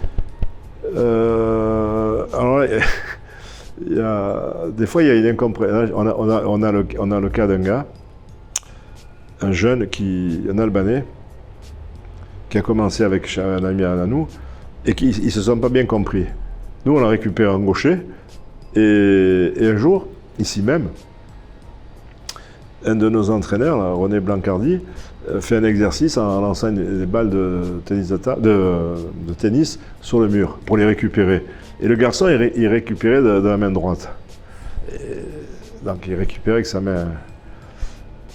Et c'est là qu'il a dit, mais Abdel, quand il m'a initié à la boxe, il n'a pas compris, il m'a mis en fausse garde. Mais je suis droitier. Et il boxe en gaucher, il boxe très bien en gaucher. L'avantage qu'il a, c'est qu'il peut boxer, il peut changer il peut faire les deux. Bon, moi j'ai une particularité, c'est que j'ai appris les arts martiaux avant de me mettre à la boxe. Et dans les arts martiaux, un peu comme en karaté, en kung-fu, etc., souvent on apprend les deux côtés. En karaté, ils ont des katas où on fait tout d'un côté puis de l'autre. Et quand je suis arrivé en boxe anglaise, donc moi j'étais chez Nice Azure Box, chez Bagoro Khalifa. Et il dit, t'es droitier, tu mets la jambe gauche devant et puis c'est tout, quoi. Et une fois de temps en temps, mais alors vraiment de temps en temps, dans les entraînements, il proposait de se mettre en fausse garde, comme on dit, et donc de faire changer tout le monde. Et quand je suis arrivé à la boxe, moi qui étais débutant, néophyte, ça m'avait surpris. Je m'étais dit que quelqu'un qui boxe bien dans les deux gardes, il pourrait avoir un gros avantage tactique. Est-ce que c'est vrai ou est-ce que je me trompe totalement? C'est vrai, mais je dis avant de boxer dans les deux gardes, sur les deux formes, il faut déjà bien maîtriser la. Il y en a qui le font instantanément. Il y en a qui le font naturellement. Et maintenant, déjà, soit vous le faites naturellement, vous avez des dispositions des deux, soit vous apprenez très très bien à boxer d'une garde, et après moi, boxer, pour moi, c'est le niveau défensif qui est pas le même. Le niveau offensif, boxer faire illusion, pour faire illusion. Je peux le faire. Mais au niveau défensif, Et alors là, je vais vous raconter une anecdote. Je me suis retrouvé à Fumel, dans le Lot-et-Garonne. À l'époque, on était 5-6 boxeurs. Personne ne connaissait pas de vidéo, tout ça. On va boxer contre des gens de Guyane, enfin de Guyane, d'Aquitaine. Et on se chauffait à plat dans une grande salle. Derrière le rideau du gymnase. Et le type, il était pas loin et tout ça. Putain, je me suis mis, j'ai dit, je vais boxer en gaucher. Parce que le type, il était à 20 mètres, avec son entraîneur, tout ça. Et je me suis mis à boxer en gaucher. Et j'ai entendu qu'il a dit, ouais, c'est un gaucher, c'est un gaucher. Et le type, il est monté sur le ring en pensant que j'étais gaucher. Et j'ai jamais été gaucher, il devait se demander quand est-ce qu'il va changer de garde. Comme j'ai bon, là, ça m'a été bénéfique. Et j'ai une autre anecdote d'un de mes boxeurs. Il fait le championnat de France. Et puis à l'époque, il n'y avait pas ces vidéos, il n'y avait pas tout ça. C'était pas dans la nuit des temps. Et en 8e de finale, il rencontre un gars de Dijon. Bon. Une semaine avant, 10 jours avant, je reçois un coup de téléphone de l'entraîneur de Fréjus qui me dit « Ouais, Jacques, tu voudrais venir mettre les gants, tout ça, Fréjus aussi, tout ça. » Je dis « Tu sais, moi je suis tout seul à la salle, je ne peux pas me déplacer. » « Ah, parce que tu sais que Jean-Marc, il va rencontrer un gaucher. » « Ah bon ?» Et son boxeur était gaucher. Le gars, il voulait avoir des sparring. Finalement, il s'est décidé à venir avec un gaucher. Et il met les gants avec mon boxeur, un poids plume. Bon, ça se passe. Et à mon boxeur, j'ai dit, bon, ton adversaire, il va être gaucher. Et arrivé à Perpignan, le combat a lieu. Et le garçon, il n'est pas gaucher du tout. Hein. Il n'est pas du tout gaucher. Bon, enfin, le combat se passe, la douche, les vestiaires, je vais le voir, je dis, mais dis-moi, mais tu n'étais pas gaucher, toi, avant? Mais dis-moi, monsieur, je n'ai jamais été gaucher. Donc, l'entraîneur qui voulait un sparring, il nous a mis dans le doute. Et mon boxeur, il est monté sur le ring pour rencontrer un gaucher, il voit un droitier, et tout le temps, il a été bloqué par ça. Il se disait, il va me changer de garde, tout ça, c'est... Voilà, c'est des détails, mais c'est psychologique. Ça s'est fait à une époque, surtout en boxe anglaise, de répandre de la désinformation. Ah oui. Mohamed Ali l'a très bien fait contre George Foreman. le combat à Kinshasa. Ouais. Mohamed Ali, il avait donc l'habitude de danser sur le ring, Ouais. littéralement. Et le combat à Kinshasa, moi je l'ai regardé, il est incroyable ce combat, vraiment. Parce que Mohamed Ali, il a expliqué après le combat que pendant les 3 mois qui ont précédé le combat, où ils étaient déjà sur place à Kinshasa, Mohamed Ali faisait sa communication avec les journalistes en montrant comme d'habitude qu'il dansait, mais en fait, il s'est entraîné à rester dans les cordes ouais. et à pas bouger pour épuiser George Foreman qui frappait comme un bœuf. Et on voit qu'au 8e round, Foreman, il était au bout du bout, il tombait presque tout seul parce que Ali lui faisait des clinches en lui disant alors c'est tout ce que tu peux faire. Et donc il y a eu déjà très tôt, bon Ali c'était un extrême, hein, mais de la désinformation ou des petits trucs comme ça de lancer oh, il est gaucher, ah, c'est plutôt un infighter, c'est plutôt un outboxer, ça s'est fait assez, je pense assez tôt ces trucs-là. Mais de nos jours ça se... Alors maintenant, puisqu'on parle de ça, il y a, quand on sait, en amateur, on sait pas si le gars est gaucher ou quoi. Et là, quand vous avez les secondes qui précèdent le préambule, les préliminaires, l'annonce, je dis aux boxeurs, ne te mets pas. Ils ont tendance à déjà se mettre en garde quand ils annoncent au micro. Ouais. Mais retarde le plus possible parce que le type, il se met le pied droit en avant. Ouais. Quand tu es debout dans le coin, tu mets le pied droit. Retarde. Parce que ça a une importance incroyable. Le gars, il prépare déjà sa stratégie, le mec d'en face. Et oui, il faut retarder le plus possible la surprise. Hein. Et maintenant, de nos jours, les gauchers en général, c'est plus rare dans le sport. Et ils sont toujours difficiles à battre. Je crois qu'il y en a quand même plus qu'avant. Ah ouais. Hein. Et ils sont toujours difficiles à battre, c'est toujours un problème en boxe anglaise? Je crois que le problème, on se le crée. Hein. Parce que si vous donnez sur un gauche, de suite, voilà, c'est ça. Alors, déjà, la tactique, quand vous découvrez un gaucher, ils se mettent à crier « Ah, c'est un gaucher !» Bon, c'est surtout pas ça à faire, pas affoler le boxeur. Il faut pas, dans le coin, quand moi je découvre que l'adversaire est gaucher, je lui dis « C'est rien, c'est pareil, tatati. » Le mot gaucher, ça braque. Et après, le direct du bras avant, il passe au temps. Hein. On a tendance à dire « Donne les bras arrière, la droite, mais non. » Il faut tourner dans le bon sens aussi. Tourner, oui, mais ne pas s'exposer au bras arrière, mais c'est logique. Que la mauvaise chose à faire contre un gaucher, c'est de tourner dans le mauvais sens et de se prendre le cross tout le temps. Oui, mais pour résumer, après, nous, entraîneurs, il ne faut pas qu'on dise gauche ou droite, il faut qu'on dise bras avant, bras arrière. Parce que voilà, après, on peut commettre des... Si on coach un gaucher, on a tendance à lui dire gauche, bras avant, bras arrière. Et après, ce qu'il faut, c'est pas s'exposer aller sur le bras arrière. Ouais. Il faut faire simple. Hein. Il faut faire simple dans les, comme je dis, à partir de maintenant, tu n'entends plus que ma voix, tu n'entends pas la voix du public, de ta famille, l'arbitre, le boxeur, l'arbitre et moi. Et la voix, tu te fies à ma voix, parce que beaucoup se font influencer par les coups dans les gants. Quand vous boxez à l'extérieur, ça tape dans les gants, le public gueule et tout ça, ça impressionne. Ouais. Voilà, pour les gens qui boxent en amateur ou qui n'ont pas un gros palmarès, ils n'ont pas l'habitude, ils sont impressionnés par ça. C'est plus dur maintenant ou c'était déjà pareil avant de coacher quelqu'un sur le ring? C'est qu'on dit souvent, les journalistes disent que les boxeurs ont un ego démesuré de nos jours. C'est plus dur qu'avant parce que, comme je vous l'ai dit, ils en savent plus que nous grâce à Internet, à cause d'Internet, à cause de ci, à cause de là.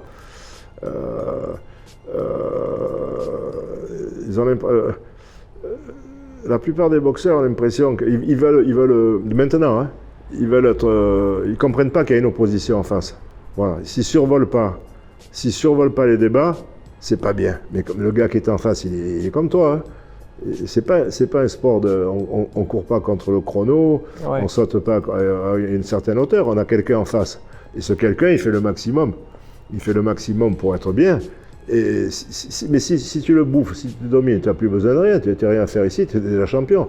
Tu es là pour souffrir et pour... la différence, elle est faible. Il y a surtout un truc que les jeunes ne se rendent pas compte, c'est l'avantage du point de vue extérieur. Un entraîneur qui a beaucoup d'expérience, qui voit le premier round par exemple, il voit tout de suite les défauts du gars, alors que le mec qui est en train de combattre, qui n'a pas trop d'expérience... Oui. Oui, mais alors aussi, il faut arriver à tirer profit du physique et des qualités de son boxeur. Parce qu'il y en a beaucoup qui boxent contre nature. Hein. Vous avez des grands qui vont se plier. Et, voilà, et moi, ça me rend fou de voir. Il y a plusieurs. Disons que voilà, au football, au rugby, il y a l'entraîneur des attaquants, il y a l'entraîneur des défenseurs, il y a le gardien de but. Et en boxe, il y a des spécialistes du grand et des spécialistes du petit. Si on fait boxer un petit comme on doit faire boxer un grand, ça ne va pas. Et souvent, le grand, il boxe comme un petit, ils ont l'impression que... Mais je leur dis, mais il y en a qui paieraient pour son allonge. Il faut en profiter. C'est vrai. Il faut tirer profit du gabarit. Ouais. Et techniquement, ça a une vraie incidence sur leur parcours, ce style de boxe qu'ils peuvent développer, ou grosso modo, de toute façon, qu'ils soient grands. Il y en a qui tireront jamais profit de leur... Vous avez des gars qui s'entraînent jour et nuit et ils ne comprendront pas que leur atout, il est Il faut avant tout s'entraîner intelligemment, en accord avec ça. Voilà.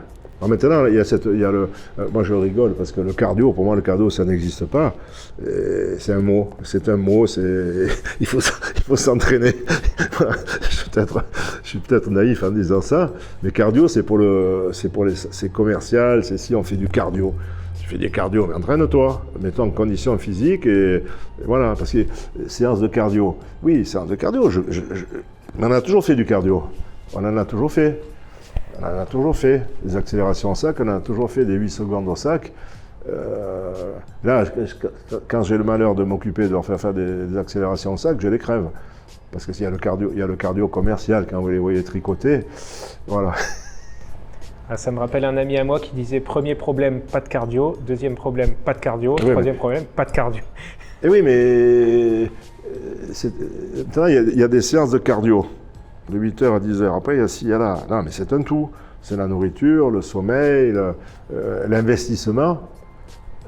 Il y a tout. Ouais. Et il faut pas. Et c'est au détriment de la technique. Ce qui est difficile, j'ai l'impression, en boxe anglaise, plus que dans les autres sports de combat, c'est qu'en boxe anglaise, les combats sont longs. En judo, les mecs, ils combattent 10 minutes. En karaté, pareil, 3-4 minutes. Oui, mais j'ai assisté quand même dernièrement à la Ligue Europa, l'année dernière. J'ai vu deux réunions là, en judo. Ouais, mais c'est quand même 5 minutes, c'est quand même long. Hein. Ouais, parce que c'est des sports de préhension, c'est difficile physiquement. Mais en boxe anglaise, il faut conserver une technique à peu près correcte pendant les 12 rounds. Oui, mais il y a le souffle debout, il y a le souffle au sol, Ouais. C'est pas pareil. Et il y a des coureurs à pied il y a des gens qui vont faire des marathons et ils n'auront pas 3 minutes, ils n'auront pas 3 de 2. Hein. Le gars qui fait un trail ou un raid ou même un 5000 mètres, et il ne fera pas... Oui, il y a des sports de sprinteurs et des sports de marathoniens. Non, mais que vous soyez sprinter ou à longue distance en course à pied, il faut s'adapter. La boxe, il faut l'adapter, il faut respirer, il y a une façon de respirer. Non, mais il y a beaucoup de... Oui, de jouer au foot, de faire des trucs comme ça, de compléments, ça fait du bien. Ça fait du bien. Mais si le gars, il n'arrive pas à doser ses efforts, il y en a des exemples comme ça. Hein. Les gars, ils sont dans le rouge au bout de... Justement, ce qu'on disait tout à l'heure, la 3e minute, c'est la plus dure. Hein. 3 de 2, vous les faites, je ne dis pas que je peux les faire, mais presque. Enfin, 2 minutes d'effort. Mais là, à partir de la 3e minute, c'est là qu'on est dans le rouge. Et quelqu'un qui n'est pas entraîné, il ne peut pas. Il ne peut pas faire la 3e minute. Vous faites des paliers pour les gens qui, par exemple, qui voudraient se mettre à la boxe à 30, 40 ans. Ils commencent par des 2 minutes et puis petit à petit, ils non, oui, 2 minutes. Non, mais ils peuvent faire des 3 minutes, mais sans l'intensité. Ouais. Voilà, sans l'intensité, non, parce qu'on ne peut pas... Ouais, puis 2 minutes, c'est court aussi. Non, même dans le loisir, c'est court, mais ce qu'il ne faut pas, c'est l'intensité. Dans le shadow, vous pouvez faire 3 minutes, c'est pas un problème. Quand j'ai dit 3 minutes, 3 minutes gain au point, c'est là que ça devient. Non, mais après, le shadow, 3 minutes, on a des gars de 50 ans, de ci, là, il n'y a pas de problème, hein, parce que l'engagement n'y est pas. L'amplitude en termes d'âge, votre plus âgé, c'est qui? C'est quel âge? Non, il a débuté l'année dernière, on est 36, 37, 1900. Michael, il d'avoir 36 ans, pas plus de 36 ans. C'est votre plus vieil adhérent? Non, le pratiquant. Ouais. Pratiquant. Et le plus vieil adhérent qui s'entraîne un peu de temps en temps 55, 50, presque à 60. Hein. Non, moi je parle de pratiquant. Hein. Ouais. Pratiquant, ce Michael, il a débuté l'année dernière, il avait été sportif, mais il n'a jamais fait de combat, il a fait 2 victoires, 1 défaite, il fait 3 combats amateurs, il va reboxer, et il est né en 88, je crois, ou 80, un truc comme ça. Hein. Ok, ouais, donc c'est relativement Alors là aussi, jeune. c'est pareil, on en revient loin. Quand le club a été créé en 69, il n'y avait plus de boxe à Nice, comme je vous l'ai dit, depuis plusieurs années. Et on a récupéré des tas de gens qui n'avaient pas eu de club, qui sont revenus. Ils avaient dépassé les 28 ans, et la fédération ne leur donnait pas de licence. Hein. Plus À cause de l'âge ? Ah oui. Mais ça fait 60 ans, hein. 55 ans. Donc la fédération était presque professionnelle en réalité. Parce qu'elle cherchait à avoir des gens. Elle délivrait, il n'y avait pas de licence de boxe. Vous preniez, d'ailleurs, on a encore le gars qui venait, il avait une licence de boxeur amateur, pardon. Il avait une licence de boxeur amateur, on lui demandait une licence, c'était pour disputer des combats. Ça alors, incroyable. Et les gars qui avaient plus de 28 ans, on avait fait des pieds et des mains, parce que, comme je vous ai dit, il n'y avait pas de club sur Nice, il y en a qui étaient restés sur la touche pendant quelques temps, et ils n'ont jamais de licence. Hein. Après, c'est monté à 30, à 32. Maintenant, ils sont exigeants au-dessus de 32 au niveau médical, au niveau cardiogramme, électroencéphalogramme, Ouais, trucs parce comme qu'ils ont eu des accidents quand même aussi. L'Italie était déjà un peu avant nous, jusqu'à 36 ans. Ils ont été en avance. Après, il y avait une règle chez les pros.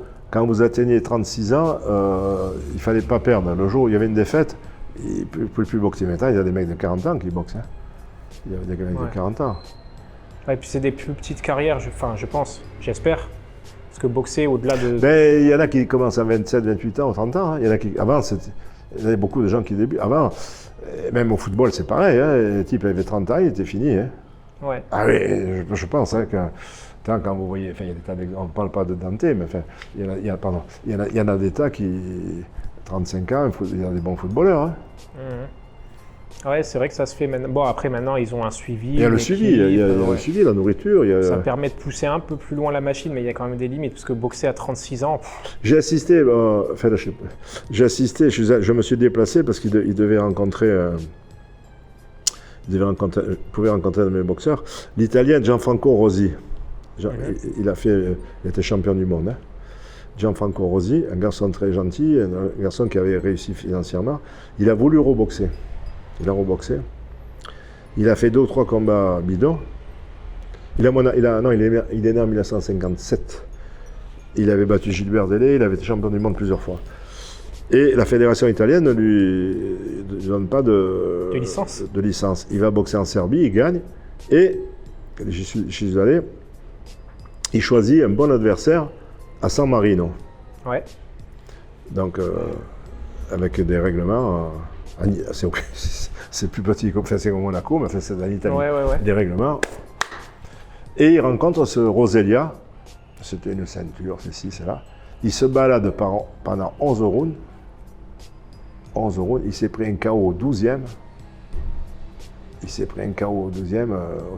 Hospitalisation, les bras en croix et tout. Hein. Et alors lui, il avait de l'argent, c'est lui qui avait payé le combat et tout, le plaisir de boxer. Et au lieu de rencontrer des bidons, il s'est pris un truc dramatique. Hein. Parce qu'il avait, je sais pas, 45 ans, un truc comme ça. Et pendant 11 rounds, il s'est baladé. Hein. Bon, ça peut arriver qu'il y ait des gens qui gardent la forme longtemps, mais boxer à 45 ans, ça me semble être... faut être fou, quoi. Il est né en 57. Non, il est né en 57 et c'était en 2004 ou 2005. C'était un combat amateur ou pro? Non, pro. 11 rounds. Faut être fou. Bon, après, ça fait 43 ans. 43 ans et il avait 48 ans. Hein. 48 ans il avait.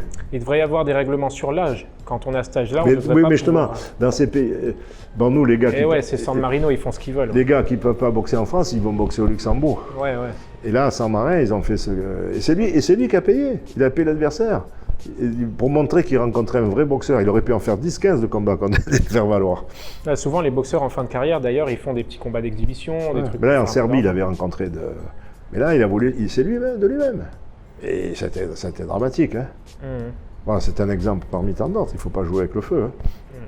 Bon, on va pas Ouais, tarder ouais. à conclure. Ben, Ce que je pose souvent comme question à la fin aux professeurs que j'interviewe, que ce soit judo, karaté, boxe, c'est ce que j'appelle le mot de la fin. S'il y a un conseil, une idée que vous aimeriez transmettre à la prochaine génération de boxeurs, un truc que vous voudriez dire. allez jouer au foot. Moi, d'ailleurs, je conseille à tous ceux qui ont la possibilité de jouer au foot, parce qu'on ne peut pas leur promettre la lune, il faut être honnête, il ne faut pas leur faire croire qu'ils vont gagner leur vie, il faut pas, au mieux, ils se font connaître, ils trouvent un boulot, ils se font... Mais après, voilà. Et dans la pratique de loisirs, il n'y a pas beaucoup d'avenir, vous pensez? Un prof qui a par exemple le BPGEPS, il pourrait peut-être en vivre. Ah ben nous, on est en contact avec, le All Boxing, une salle qui est ouverte à Nice, zone piétonne, et ça tourne. Hein. Ça tourne et oui, au niveau de boxe loisir, il y a du monde. Hein. Ouais. Il y a du monde et on va dire une belle clientèle, beaucoup de femmes. Et c'est en train de, sur Paris et dans beaucoup de villes de France, c'est en train de prendre comme on fait du finesse, comme on fait de la musculation, on va dans une salle de boxe. Hein. Mais donc nous récupérons, ça incite déjà à faire de la compétition, mais avec tout le respect que j'ai, je leur dis ici on n'est pas au... Parce qu'ici on parle pas au milieu de repos, on sort pas pour aller boire, ainsi de suite. Donc ici c'est des Spartiates. Hein. Ça plaît pas. Là, les jeunes, le minute de repos, c'est fait pour se reposer, pour récupérer, c'est pas fait pour parler. Ouais. Alors mon truc, c'est pas le club Trigano, c'est pas le club Med, c'est pas Trigano ici. Hein. Ouais, Là, vous rentrez dans la salle, et pendant 1 heure, 1 heure et quart, ou 1 heure et demie au maximum, il faut penser qu'à ça. Hein. Le moindre relâchement est un gardien de but, il peut parler aux spectateurs qui sont derrière lui, mais un boxeur, une seconde, c'est dramatique. Il faut garder un état d'esprit alerte pendant tout le combat, c'est sûr. Concentration et dans l'entraînement. Ok, très Voilà. bien. Bon, je vous remercie. Merci à vous.